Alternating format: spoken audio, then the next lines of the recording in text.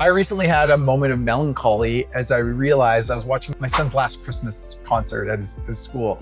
And I thought, oh man, I remember him doing his first concert and it was a little cute. It kind of hit me that this chapter of his life is over. It's going by fast and he's growing up before my eyes. The next chapter is starting for him, but this chapter is over. And, I also thought back, like, how much would I pay to go back and relive his, like when he was just a little kid up there? The cost would be quite high. Here are my thoughts with investing in money and how time goes by fast. If you're 50 years old and you plan to retire at 60, you have 120 paychecks that you're gonna have if you get paid every month over that time period.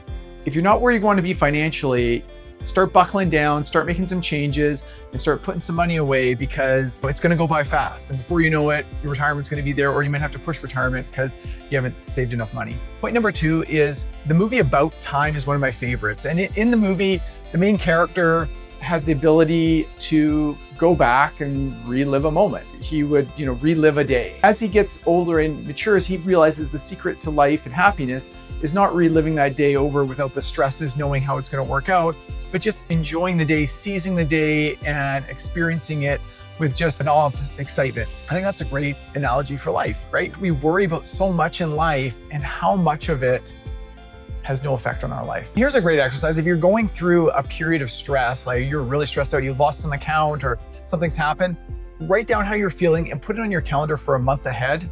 When that month will pass and then you'll read this note, probably the problem's been dealt with. It's not as bad as you first thought. And then that'll train yourself now when crisis hits as you're writing it out, going, when I read this, this is probably gonna be settled. Point number 3 is I've worked with main clients for 10, 15, 20 years. And a common thought is, hey, the investments aren't doing anything, right? And day to day, month to month, sometimes it doesn't feel like stuff's happening. But if you compound that over a long period of time, amazing results happen. Investments are like a slow cooker, not a microwave. And so if you're checking them every day, wanting to make changes every day, that's a recipe for success. Plan long-term investments, let them do their thing, and you'll see amazing results. Have a great day.